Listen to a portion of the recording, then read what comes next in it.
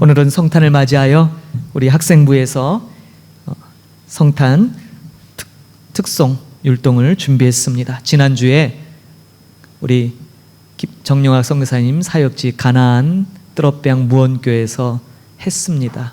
그러나 우리는 처음 보는 것입니다. 그렇죠?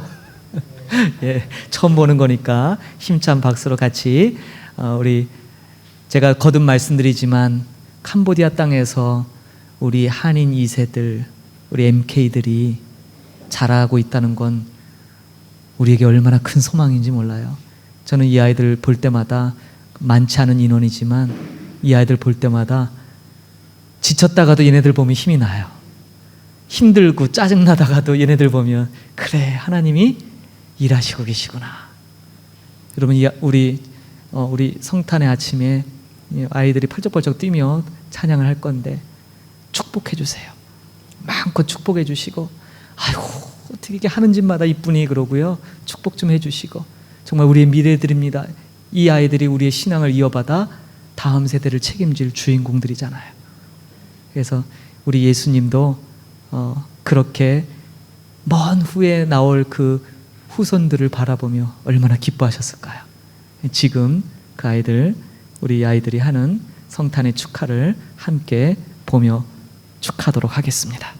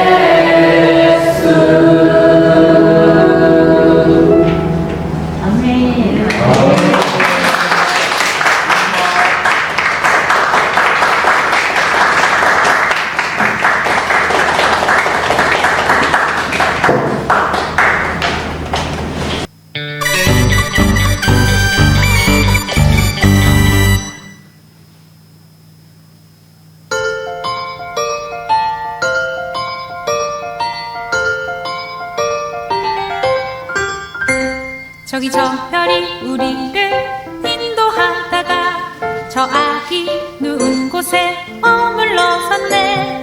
우리가 고대하던 왕을 찾았네. 저 천사도 하늘에서 노래 부르네.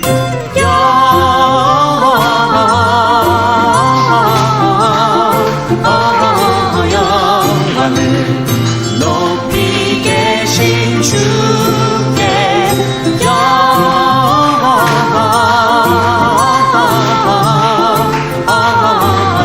영광을 높이 계신 주님께.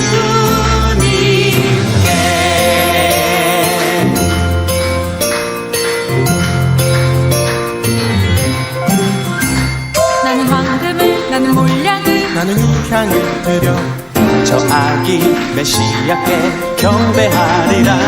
나는 황금을, 나는 몰약을, 나는 향을 드려 저 아기 메시아께 경배하리라.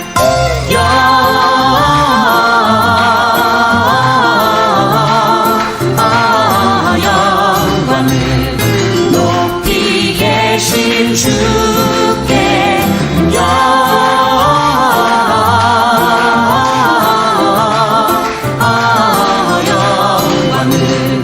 높이 계신 주님께.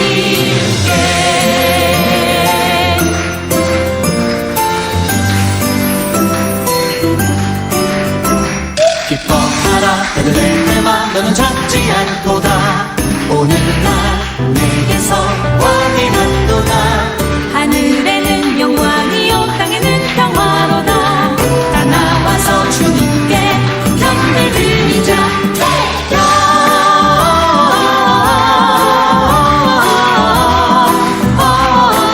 영광을 높이 계신 주께, 높이 계신 주께 영광을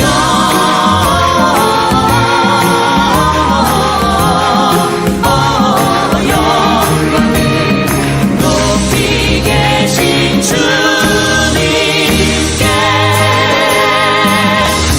경배 드리자.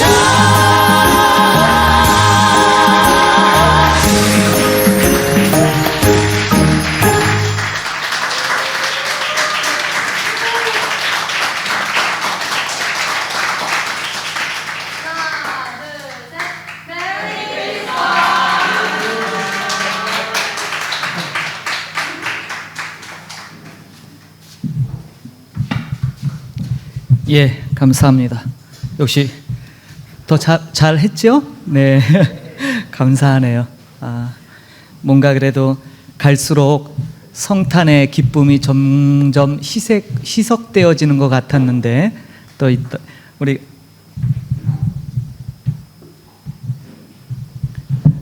조국 대한민국도 아닌 이곳 캄보디아 땅에서 이렇게 함께 성탄의 기쁨을 나누며 또 우리 자녀들의 또 우리 학생들의 성탄 특송을 들으니까 참 감개무량합니다. 더욱 올해보다 내년은 더 풍성하게 보낼 수 있음을 기대해 봅니다. 그리고 여러분들 우리 자녀들을 위해서 이 땅에서 있는 우리 자녀들 볼 때마다 축복해 주시고 우리의 미래와 소망을 책임질 그 다음 세대들이 잘 성장하도록, 정말 하나님 나라에 이렇게 자녀들이 함께 자라고 있다는 게 거듭 말씀드리지만 너무 기쁘고 행복한 일인 것 같습니다. 우리 자녀들 마음껏 축복해 주시고 격려도 해 주시고, 예, 잘했어요. 자, 우리 드려진 예물 위해 기도하고 말씀 듣도록 하겠습니다. 함께 기도하겠습니다. 하나님 감사합니다. 하나님의 귀한 자녀들이 주님의 탄생을 기뻐하며 율동과 찬양으로, 무엇보다도 이 땅 캄보디아에도 하나님의 놀라운 복음의 소식이 전파되어지며 골짜기마다 모든 동네마다 복음으로 말미암는 회복의 역사가 일어나기를 기원하는 마음으로 꽃들도 찬양을 올려드렸습니다. 꽃들도 바람도 구름도 넓은 바다도 주님의 그 은혜를 찬양하듯이 이 땅에 있는 모든 이들이 주님의 영광을 노래하는 그것을 꿈꿉니다. 하나님, 그 일하심에 우리를 동참케 하시고 우리를 불러주셨사오니 그 부르심에 합당한 삶이 되도록 축복하여 주시고 주님과 늘 동행함으로 주님의 영광을 나타낼 수 있는 우리 모두가 되도록 하나님 축복하여 주옵소서. 귀한 성탄 감사 예배를 맞이하여 우리의 마음 정성을 담아 주님 앞에 봉헌하는 모든 손길들 한 분 한 분 하나님 축복하여 주시고, 귀한 물질을 통하여 하나님의 마음이, 하나님의 은혜가 나눠지는 역사가 있게 하여 주시고, 귀한 물질을 통하여 복음을 통해 이 나라 캄보디아에 하나님의 나라가 굳건히 세워지도록 하나님 놀랍게 역사하여 주옵소서. 드린 예물 하나님 기쁨으로 이 예물 흠양하시고, 저들의 삶 가운데 참된 왕이여 주인으로 하나님 늘 동행하여 주옵소서. 감사드리며 존귀하신 예수님의 이름으로 축복하며 기도하옵나이다. 아멘. 오늘 하나님 우리에게 주시는 성탄의 메시지 같이 보도록 하겠습니다. 누가복음 2장 11절 12절입니다. 함께 봉독하도록 하겠습니다. 신약성경 누가복음 2장 11절 12절 말씀입니다.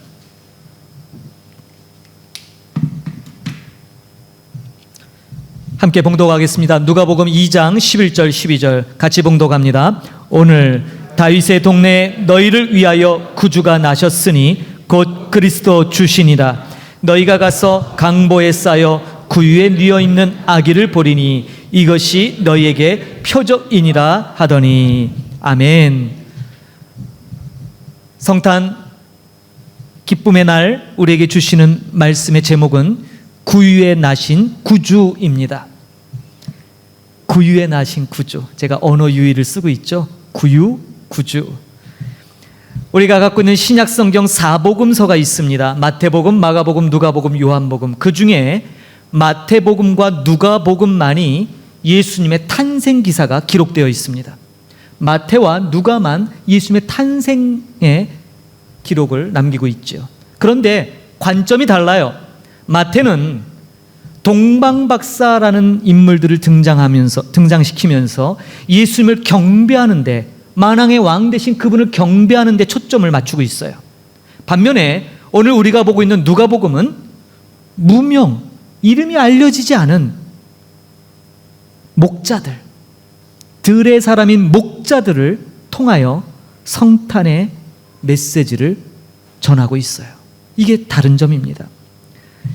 여러분, 성탄절 그러면 오래된 풍경이 있습니다. 다시 말해서 교회가 전통처럼 여기는 세레모니가 있습니다. 교회들은 성탄을 즈음해서 마구간을 제작하여 그 안에 마리아와 요셉과 아기 예수님을 만들어서 꾸미는 전통이지요. 마구간. 이 구유 만들기는 언젠가도 제가 성탄쯤에서 이 부분을 설명드린 적이 있는데, 아주 오래전 1223년 이탈리아에 있는 아시시라는 지역이 있습니다. 이탈리아의 아시시. 여기에 그레초라는 동네가 있어요. 유명한 곳이에요. 여기에서 처음 구유를 제작해서 성당 앞에 꾸몄습니다. 이것이 전통이 되어서 중세로부터 오늘에 이르기까지 교회는 예수 그리스도의 탄생을 즈음해서 교회 앞이나 성당 앞에 이렇게 모형으로 마구간 형태의 그런 것을 이렇게 만들어서 전시를 합니다. 우리가 잘 알고 있는 성 프란치스코도 이 주님 오심의 의미를 가르치기 위해서 바로 이것을 제작해서 사람들에게 알렸죠. 그런데 이 의식에는 큰 오해가 있습니다. 우리는 예수님이 태어나셔서 누우셨던 오늘 본문에 나오는 구유, 이 구유를 말구유라고 알고 있습니다. 우리나라에도 명동 성당에 가면 지금 전시되어 있죠. 말구유. 여러분도 아마도 예수님이 누우셨던 구유를 말구유로 알고 계신 분들이 많으실 거예요. 정말 말구유가 맞습니까? 말구유, 말이 먹는 밥그릇이잖아요. 여물통. 정말 맞나요? 우리가 구유 그러면 당연히 우리는 말구유라고 생각합니다. 우리 문화에서는.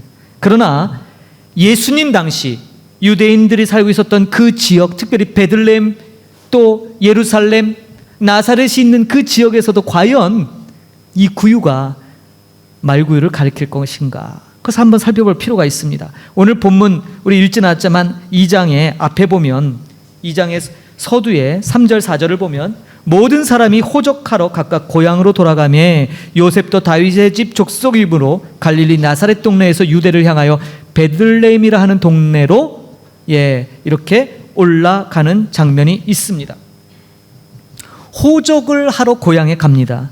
요셉도 다윗의 족속이므로 갈릴리 나사렛에서 고향인 베들레헴으로 올라갔습니다. 여기 올라갔다라고 얘기하는데 바른 표현이죠. 왜냐하면 갈릴리 지역보다 베들레헴이 700m나 더 높은 고지에 있기 때문에 올라가는 거예요. 예루살렘도 그렇지요. 여리고성에서 항상 올라갑니다. 예루살렘 높은 곳에 있죠. 800m. 여리고는 마이너스 200m 있잖아요. 1000m 정도 차이가 나요. 그러니까 항상 올라갑니다. 근데 여러분, 중요한 사실은 예수님이 태어나셨던 이 유대 지방에는 아이러니하게도 말이 없어요. 말이 없다는 사실이에요. 말은요, 가나안 지역에서 자생하는 동물이 아닙니다. 말은 애굽이라는 나라에서 수입해 와요. 말은요, 평지에서 달리는 동물이죠. 아시다시피 예수님이 탄생하신 베들레헴이나 유대 산지 예루살렘은 가파른 경사면 고지대예요. 이런 곳에서는 말이 달릴 수가 없어요. 뛸 수가 없어요. 여러분, 말이 뛰지를 못하면 무슨 소용이 있겠어요? 그러므로 오늘 본문에 나오는 구유는 우리 문화에서 받아들이는 것처럼 말이 먹는 밥그릇, 여물통, 그런 말구유가 아닌 것이 분명할 거예요. 그렇다면 이 구유는 도대체 정체가 뭐냐? 베들레헴 지역, 유대 산지 지역에서 사람들이 즐겨 키웠던 동물이 무엇인가를 쭉 뽑아보면 우리가 좀 쉽게 이해할 수 있겠죠. 더 중요한 단서는 이 구유를 통해 먹는 짐승이 어떤 건가 찾아보면 주인공을 찾아내게 될 거예요. 앞서 말씀드린 대로 산지에서는 말이 적합하지 않아요. 그리고 이 말은 굉장히 비쌉니다. 오늘날로 따지면 고급 외제 승용차예요. 너무너무 비싸서 힘 있는 귀족이나 왕들이 애굽에서 수입해오는 물건이에요. 말은. 그러니까 일반 가정에서 이 말을 찾기란 정말 하늘의 별 따기처럼 어려운 일이지요. 너무너무 힘든 상황입니다. 자, 유대 산지의 많은 동물 중에 말을 제외하면 무엇이 있을까? 사람들이 많이 키웠던, 아마도 양을 꼽을 수 있을 거예요. 양, 그렇죠? 그러나 이 양들은 들판이나 목초지를 찾아다니면서 이동하면서 먹이를 먹습니다. 그렇죠? 뭐 구유에 여물통에 놓고 양 보고 먹으라고 하지 않아요. 그러니까 양도 이 구유와는 관계가 없는 것이죠. 그렇죠? 자, 그렇다면 이 구유에서 먹을 수 있는 짐승은 대단히 한정적이에요. 별로 없어요. 뭐가 있을까요? 소를 꼽을 수 있죠. 소. 그렇죠? 소. 소도 큰 대표적인 짐승이지요. 그러나 이 베들레헴 유다 산지 지역에는 소가 경작할 만한 밭이 그렇게 많지 않아요. 소가 없다는 것이 아니라 소가 분명히 있을 거예요. 그러나 소가 많이 필요 없죠. 왜요? 소가 경작할 땅이 그렇게 많지 않기 때문일 거예요. 자, 그렇다면 이 소도 좀 거리가 멀고, 그럼 뭘까요? 이 구유에서 음식을 먹는 게 소, 말도 먹는데 말은 아니고요. 소도 아닐 것 같고, 뭘까요? 바로 유대 지역 산지에서 가장 많이 일반인들이 키우는 나귀입니다. 나귀. 자, 구유의 주인이 이제 압축된 거예요. 소, 나귀 둘 중에 하나인데, 말씀드린 대로 성경은 이 구유를 의도적으로 반복하면서 이것을 사용해요. 그러면 소는 숫자는 적겠지만 분명히 소도 있었을 것이고 나귀도 있는데, 오늘 본문에서 누가가 그리고 있는 이 구유의 주인공은 누굴까? 오늘 본문은 아니지만 구약 성경에서 늘 구유와 쌍으로 나오는 짐승이 바로 나귀예요. 여러분, 이사야서 1장 3절을 기억하십니까? 이사야서 1장 3절에 이사야 선지자가 이스라엘 백성을 향하여 하나님의 마음을 표현할 때 쓰는 표현에 나옵니다. 이사야서 1장 3절에 이렇게 기록하고 있어요. 소는 그 임자를 알고 나귀는 주인의 구유를 알건만은 이스라엘은 알지 못하고 나의 백성은 깨닫지 못하는도다 라고 한탄합니다. 이때 두 짐승이 나오는데 바로 소와 나귀인데, 소는 뭐예요? 그냥 임자, 자기 주인을 알아본다는 거예요. 그런데 나귀는요, 거기에 덧붙여서 주인의 구유를 안다라고 얘기해요. 이게 이 나귀라는 짐승의 습성을 빗댄 이야기예요. 나귀는 고집이 되게 세요. 그런데 독특하게도 주인이 주는 그 구유, 주인이 주는 여물통, 그것만을 먹습니다. 아무리 배가 고파도 다른 사람이 주는 여물에는 관심을 보이지 않아요. 아, 대단하죠? 짐승인데. 그래서 종종 이 나귀는 고집센 대명사로도 쓰이지만 구약 성경에 이 나귀를 바로 주인과 연계해서 나귀는 그 주인을 잘 안다라는 이런 속담이 만들어질 정도로 주인과 연계해서 써요. 자, 그렇다면 이스라엘은 하찮은 밈을 나귀도 주인을 알아보건만 자신들의 주인인 하나님을 알아보지 못하는 바로 그 이스라엘을 향하여 한탄스럽게 쓰였던 것이 바로 이 나귀였는데, 그렇다면 이 나귀라는 짐승은 도대체 무슨 속성, 지금 주인을 알아요. 근데 그것이 과연 예수님이 태어나신 것과 무슨 관련이 있는가라는 것이죠. 놀랍게도 누가복음을 기록하고 있는 누가는요, 누가복음 3군데에 이 구유를 등장시켜요. 우리가 오늘 읽지 않았지만 2장 7절에 한번 볼까요? 2장 7절, 첫 아들을 낳아 강보로 싸서 구유에 누였으니 이는 여관에 있을 것이 없습니다. 여기 뭐예요? 강보에 싸서 어디에 누였다고요? 구유에 누였대요. 자, 그 다음이 바로 오늘 우리 본문의 12절에 너희가 가서 강보에 싸여 구유에 누여 있는 아기를 보리니 했고요. 16절에 보십시오. 16절에 보면 또 구유가 등장해요. 빨리 가서 마리아와 요셉과 구유에 누인 아기를 찾아서. 자, 이렇게 3번이나 구유를 강조하고 있어요. 고대 근동 모든 성경이나 당시의 습성에서 나타나는 것, 이 3번 반복하는 것은 완전하는 걸 의미해요. 완전. 그리고 계속되는 걸 의미해요. 여러분, 베드로가 어떻게 몇 번 예수님을 부인했죠? 3번 부인했잖아요. 그것은요, 단계적으로 부인했다는 것이 아니라 완전하게 부인한 거예요. 처음에도 완전했고, 두 번째도 완전했고, 세 번째도 완전하게 예수님을 부인한 거예요. 조금씩 부인하다가 그냥 거짓말이 쌓여서 그냥 할 수 없으니까 한 게 아니라 처음서부터 완전하게 부인했고, 두 번째도 완전하게 부인했고, 세 번째도, 그리고 동시에 지속적으로 부인한 것을 상징으로 나타나는 것이 3번 반복의 의미예요. 자, 그렇다면 지금 누가복음에서 이렇게 2장에서 무려 3번이나 구유를 반복하는 것은 의도적으로 기록하는 거죠. 그렇죠? 뭔가 목적이 있어서 기록하는 거예요. 도대체 이 구유와 우리 예수님이 무슨 관련이 있길래 이토록 누가는 강조하고 있을까? 이사야서 말씀에 나귀는 주인의 구유를 안다 있어요.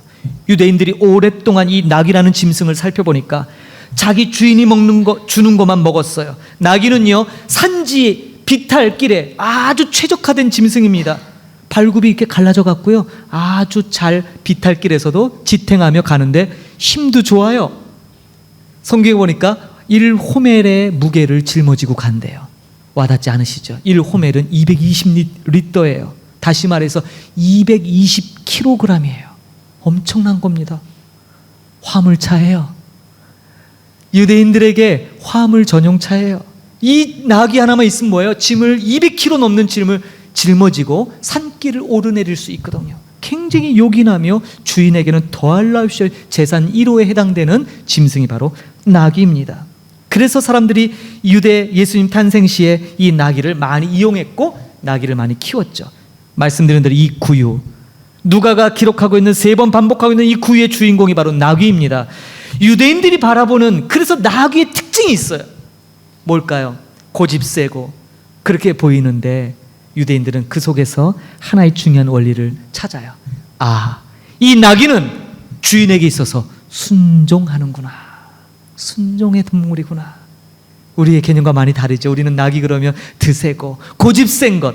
그러나 유대인들에게는 나귀는 주인에게 순종하는 동물입니다. 누가가 오늘 예수님의 탄생에서 구유를 3번씩이나 강조하는 것은 한 가지 목적이에요. 바로 순종이라는 것이에요. 우리 예수님이 태어나셔서 누우셨던 거 우리는 그동안 말구유로 오해했습니다. 천하고 천한 말구유, 말 염을 통해 누우셨을 만큼 가난하고 천한 이미지로. 그러나 누가복음에서 강조하는 것도 가난한 자들의 왕으로 오신 건 맞지만 정말 누가가 부각시키고 싶었던 이미지는 바로 순종의 왕, 그분이 순종으로 오셨다는 거예요.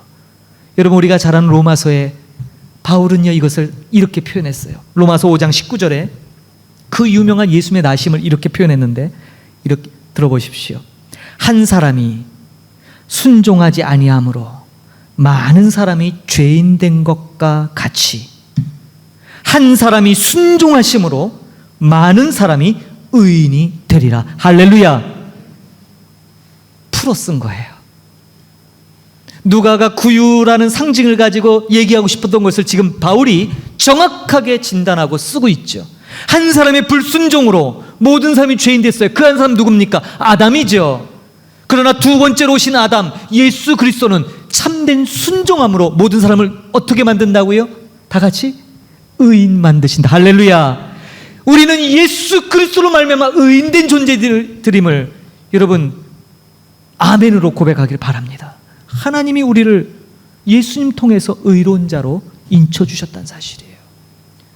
바로 유대인들이 보고 있는 이 구유, 낙위, 순종, 이것을 통해서 누가는 바로 그것을 끌어내고 있어요. 구유. 그래서 오늘 말씀 제목이 구유에 나신 구주예요. 구주. 우리의 구원자.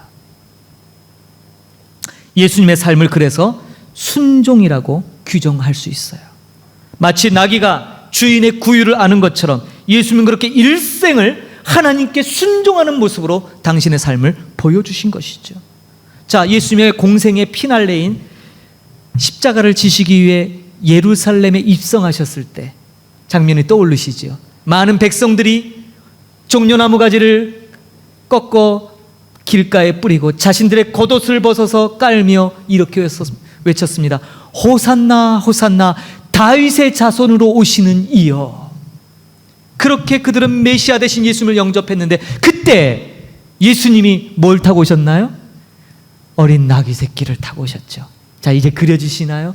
이건 역시 누가가 기록하고 있어요. 왜요? 이 예수님의 일생이거든요.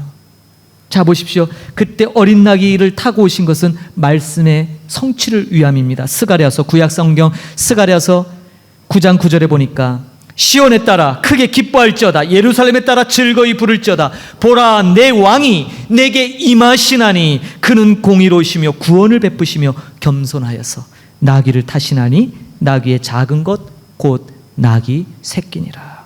네, 스가랴 선지자의 말씀처럼 예수님은 겸손의 왕으로 나귀를 타신다라고 기록되어 있죠.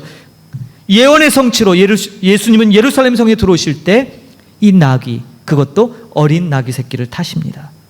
그런데 여러분, 스가랴 선지자가 말한 것처럼 겸손만이 나귀의 의미일까요? 아니라는 거지요. 바로 순종이 그 속에 포함되어 있어요. 그래서 많은 이들이 예수님을 평강의 왕, 만왕의 왕 이렇게 외친다면, 누가의 관점에서 주님에게 호칭을 붙인다면 뭐예요? 순종의 왕이 되시는 거예요. 자, 말씀드린 구유의 성경적 의미를 보았는데 이 구유와 나귀를 연결해 보십시오. 예수님 태어나실 때 구유에 누였어요. 그것이 순종을 가리킨다 말씀드렸어요. 그런데 예수님이 공생의 마지막 끝자락에 마지막 주간에 예루살렘 성에 입성하실 때 바로 그 나귀를 타고 들어오십니다. 뭘 의미한다고요? 순종을 의미하죠. 그렇죠? 우리 예수님은요, 태어나면 그 순간부터 마지막 순간까지 순종해서 순종으로 전 삶이 하나님 앞에 온전히 순종으로 드려진 분입니다. 할렐루야. 이것을 오늘 우리가 이 성경을 통해서 보게 됩니다. 예수님은 순종의 왕으로 우리에게 오셨어요. 탄생에서 죽음까지. 왜 누가가 그토록 구유를 의도적으로 반복하며 기록되어 있는지가 바로 이 이유입니다. 12절을 보십시오. 오늘 본문 12절에 너희가 가서 강보에 쌓여 구유에 누워있는 아기를 보리니 이것이 너희에게 표적이니라. 누가는 이 구유가 표적이라고 말씀하고 있어요. 표적은 뭡니까? 사인이에요. 표지판이에요. 사인이란 건 뭐예요? 표지판이란 건 뭐예요? 무언가를 가리키는 거죠. 우리가 어디 목적지를 갈 때 표지판을 보며 목적지까지 얼마 남았거나 그걸 보게 되지 않습니까? 지금 누가는 이 구유가 바로 그 표지판인데 뭘 가리켜요? 예수님의 전 삶, 순종을 가리키죠. 예수님 봐라. 그분은 순종이다. 순종의 왕으로 오셨다. 그런데 보십시오. 이 12절 그 구유에 나신 구주를 처음 볼 수 있는 영광을 얻은 사람들이 누굽니까? 12절에 이 너희가 누구예요? 이 너희가 바로 들의 목자들이었어요. 목자들. 들의 목자들, 가장 낮은 자들입니다. 사회적 약자들입니다. 그러나 언제든 하나님 말씀에 순종할 준비가 되어 있는 바로 그들. 그리고 그것이 바로 표적이랍니다. 무슨 뜻일까요? 왜 표적이란 말을 이렇게 강조할까요? 여러분, 예수님이 순종의 왕으로 오셨다면 그 예수님처럼 순종하는 자에게는 하나님께서 구원의 큰 기쁨의 선물을 주시겠다는 거죠. 반면에 그분께 순종치 않고 그 순종의 왕이신 예수 그리스도를 영접지 아니하면 누구도 심판을 면할 수 없는 것입니다. 목자들은 천사들로부터 소식을 듣고 이 기쁨의 소식을 듣고 어떻게 했습니까? 곧바로 순종합니다. 순종하는 게 뭐예요? 아기 예수님 탄생한 곳으로 찾아가는 거였어요. 그리고 성경 누가의 기록에 의하면 바로 그들이 동방박사도 아니고 지체 높은 신분의 사람도 아니고 이 천하디 천한 이 들의 사람 목자들이 가장 먼저 이 순종의 왕이신 우리 예수 그리스도의 탄생을 가장 먼저 보게 되는 경험을 합니다. 이것이 바로 표적입니다. 사랑하는 성도 여러분, 주님이 오신 이유, 그리고 그분이 일생을 통해서 보여주시고자 했던 바로 그 순종이 저와 여러분의 삶에도 그대로 이루어지기를 소망합니다. 말씀을 들으시면 반응을 하셔야 돼요. 말씀을 듣고 좋은 말씀이다 끄덕이는 것, 그건 아무 의미 없어요. 말씀을 들으면 반응을 하시는데 어떻게 반응을 하시냐? 오늘 본문의 답처럼 순종으로 반응하셔야 되는 거예요. 할렐루야. 부담되시죠?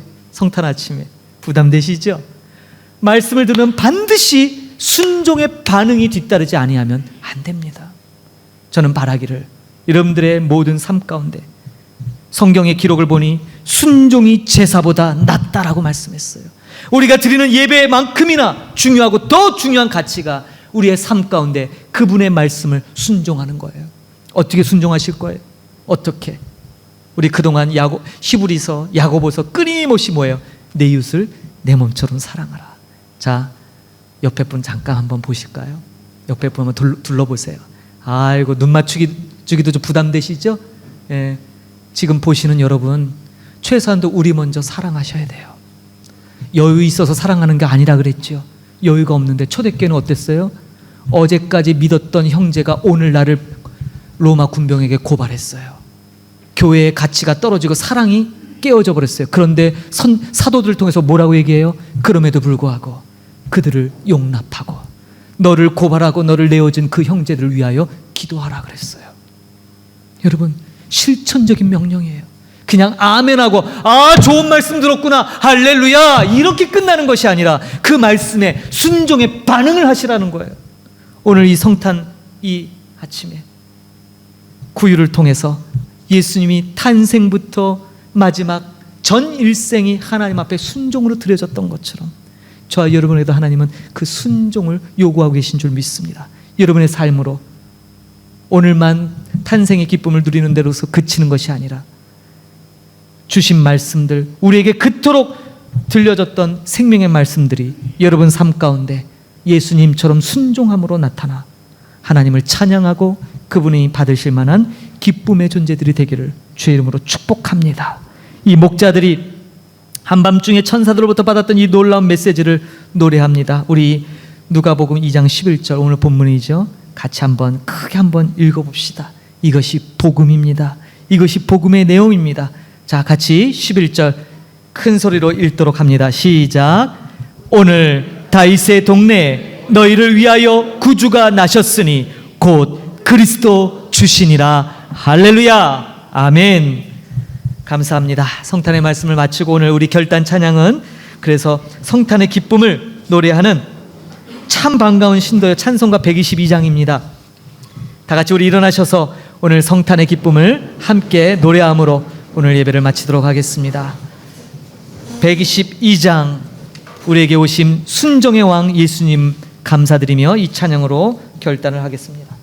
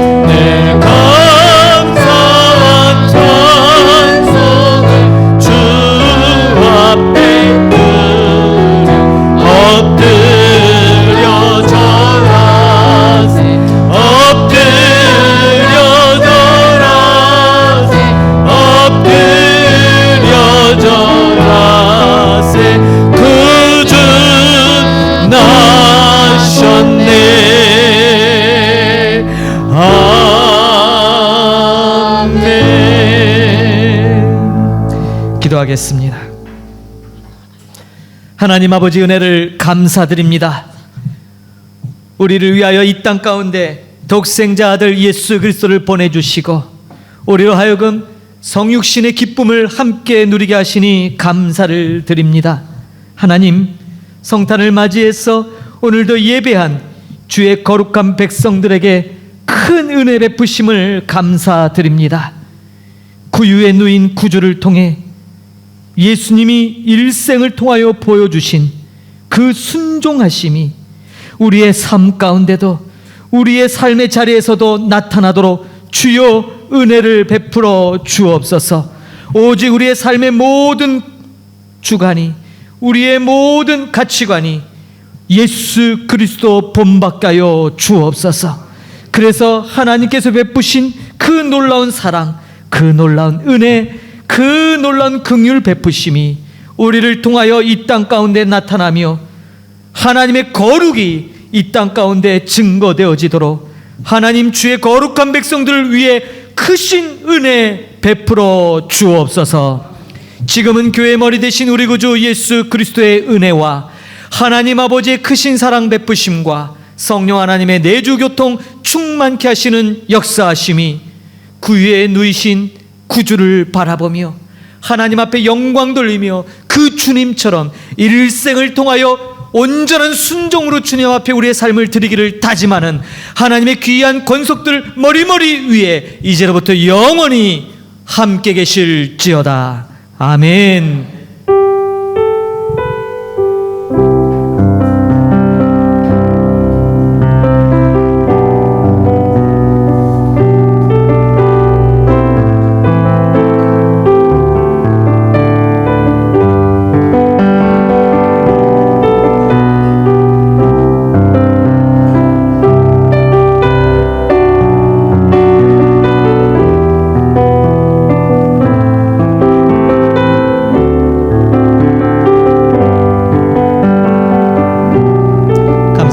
예배를 모두 마쳤습니다. 복된 성탄, 복된 주일, 마지막 2021년에 복되고 아름다운 한 주가 되기를 축복합니다. 감사합니다.